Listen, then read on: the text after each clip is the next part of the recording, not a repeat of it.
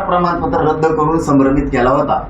तसं यांचं असं म्हणणं असायचं की जे आर चुकला, आमचं ऐकलंच नाही, आम्हाला बोलून दिलं नाही, आम्हाला वाचूनच दिला नाही. ठीक आहे बाबा, चुकलं तर चुकलं, 1 वर्षानं तुला बोलून घेतलंय, सांग काय दुरुस्त्या करायच्या. नाही केल्या तर मग मला बोल. नाही ते नाही, आता नाही आता का नाही, हे तुम्ही मला बिड्यात कशावर बोलता? जे आर चुकला, प्रमाणपत्र मिळणार. मग तुझ्या डोक्यात काय तिने प्रमाणपत्र मिळते ते मला सांग. मी काढलेल्या जे आरनी प्रमाणपत्र मिळत नाही तर तुझ्या मनाने कसा काढायचा? मग ते मिळतील ना, एक सांगा ना. मग मराठ्यांपुढं हे सिद्ध झालं आता की हे लोक, जरांगे पाटील इमानदारीनं काम करतोय, फक्त यांना करून द्यायचं नाहीये. कारण हे कोणाच्या तरी ऑफिसला आहेत, शिंदे साहेबांच्या तरी ऑफिसला आहेत, फडणवीस साहेबाच्या तरी आहेत, अजितदादाच्या तरी आहेत, विखे पाटलाच्या तरी आहेत. हे कोणाच्या ना कोणाच्या तरी दारात आहेत. तसे यांचे फोटो आहेत सगळ्यांचे. काय काय तर शिंदे साहेबाला भेटून आले, मग उपोषणाला बसली आहेत. काय काय ना शिंदेचं ऐकून शिरसाटनी बसलोय. शिरसाट मराठ्यांचं वाटलं होण्यासाठी तू प्रयत्न करशील बाबा. सत्याचा आनंद लय दिवस नसतो, निवडून आणायचं, गोरगरिबाच्या हातात हे हिसरायचं नाही कवाच. हो, आज तुम्ही शायनिंग करणार, तुम्ही माजुड्यासारखं आंदोलन उभा करणार, बोलणार, पण त्याच्यानंतर तुम्ही आज काय बदला घेतायत मराठ्यांचा मला नाही माहित. आंदोलन मराठ्यांच्या विरोधात उभा करून पाठबळ देऊ,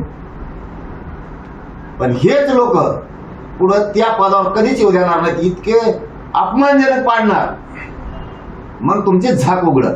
त्या टायमाला आपण चिल्लर चाळे करायला गेलो, त्याचं माझं काहीच नाहीये.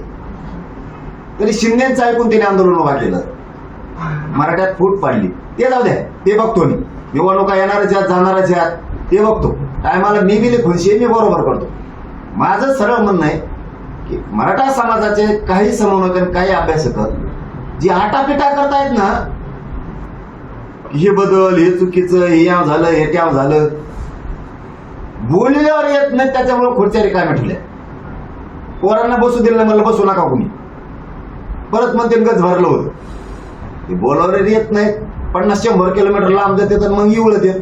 मराठ्यांच्या डोक्यात आलं हे लोक, काही अभ्यासक समन्वयक मराठ्यांची एकनिष्ठ नाही, अजिबात एकनिष्ठ नाही. हे पक्षाशी किंवा कोणाशी तरी एकनिष्ठ येतात. जरांगे पाटील निष्ठेने समाजाचं काम करतो, याला फक्त आडोप पडायचे आणि जरांगे पाटलाला बदनाम करायचे. आता मी विचारलं ना तुम्हाला, जनतेसमोर, मीडिया समोर, आंतरवालीतल्या एवढ्या मोठ्या हजारो लोकात, सांगा काय दुरुस्त करायचे. सगळ्याला बोलू दिलं, काही नाही, फक्त आडवं पडायचं, काही नाही यांच्या डोक्यात. तरी आम्ही सन्मान केला, सन्मानजनक सगळं ऐकून घेतलं. तेही वापस गेले, मी पण इकडं आलो. पण मला ते गरजेचं होतं. 16 तारखेला दिलं टायमाला माझं दुखत असून बी ठेवू, दिलेल्या वेळेस अभ्यासकांचा अपमान होऊ नये म्हणून तिथे गेलो.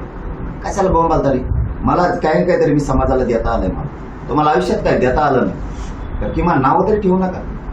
पुढं असे ना पुढं झाकत असतं करावं. तुम्ही आता जर कोंबडा डाली खाली झाकून ठेवला तर तुमचं झाकण कसं केलेलं पाप, अन्न छत्र आमकं तमकं उघडं पडतच. ते टाइम लागतो फक्त त्याला. हे बघा, आंदोलनाच्या बाबतीत बोलायचं ठरलं, आपण आतापर्यंत वेगळ्या विषयावर बोललो, आता वेगळ्या विषयावर बोलतो. आंदोलन करायचं ठरलं तर प्रत्येकाला अधिकार आहे आंदोलन करण्याचा. सरकारच्या विरोधात प्रत्येक जण आंदोलन करू शकतो. माझ्या विरोधात ते बिचारी काही बोललेच नाही, मी का बोल, मग मी दाखव. नाही, हैदराबाद गॅझेटियर झालेलं असं म्हणताय ते प्रयत्नानंतर निघालं होतं. बाकी काय आपण ते सरकारला म्हणले ना, मला नाही ना म्हणलं. मला म्हणल्यावर तर मी बोलून घेतलं होतं, मग दाखवलं असतं मी मला काय दाखवायचं. त्यांच्या मागण्या देखील अशा आहेत की ज्यांना हैदराबाद गॅजेटचा फायदा होत नाही ती वगळून इतर जे मराठा समाज आहे त्यांना वेगळं आरक्षण लागू करावं, त्यांना राजकारणातलं आरक्षण नको, शिक्षण. त्यांच्यावर आपण दुसऱ्या प्रश्नावर जाऊ. त्यांच्यावर काय वेळ घाला, ते सरकारला मागण्या केल्यात, मला थोडेच केलं. मला केलं असतं तर ठीक होतं, झालं. पण 29 ऑगस्टच्या आंदोलनात कोणालाही पैसे देऊ नका. तुम्हाला कोणाला तिथं पोरं लई येणार आहेत. आता लाखात मराठा समाज सुद्धा गरीब म्हातारे माणसं सगळे महिला सहित मराठ्यावर अन्याय झाला मग तुटून पडणार आहेत 29 ऑगस्टला. एक जातवान मराठा जातवान राजकारणी घरी राहणार नाही 29 ऑगस्टला आंदोलनात येणार. रोज कुणी ना कुणीतरी भेट द्यायला येणार आहे. जवळ आंदोलन सुरू आहे तवर म्हणतोय आम्ही. एका दिवशी सगळे येतील, मागं पुढेही होईल. पण फक्त याच्यात सुळसुळाट होणार आहे आता मुंबई सारखा. कोणीही पैसे द्यायचे नाही. ज्याला अन्न छत्र लावायचं त्याने ते आपले माणसं पाठवायचे, जीव घालायचं 2 रुपयाचं. बिस्किट पुडा द्यायचा तर द्यायचा, पाण्याची बाटली द्यायची, त्यांनी स्वतः 2 बाटली काय द्यायची त्याला द्यायच्या पाण्याच्या. पण पैसे कोणाकडे देऊ नका. बडे जाव नुसता ह्याव केलं मॅन त्याव केलं मॅन, इकडे लाव छत्र तिकडे लाव छत्र, उचकेवायचे कोण उचकेव त्याचे कोण. मग जीवावर आलं की एक काम करा कोणचंही. कोणाचाच ओबीसीच्या दुखवलं नाही आम्ही कधीच नाही. माणसाला नेत्याला तर बोलणारच ना. तेही कित्येक वेळेस बोलले मला, माझ्या समाजाला पण उत्तर दिलं की मी त्याच्यावर. दाखवा तुम्हीच बाईट आहेत का नाही तुमच्याकडे. ते कित्येक वेळेस तरी बोलले असाचे तसाचे, कित्येक तरी काही न सांगण्यासारखं सुद्धा आहे. माझ्यावर बोलले. पण तुम्ही आता लेखी भाषेवर बोलणार असलात आता सुट्टी नसती.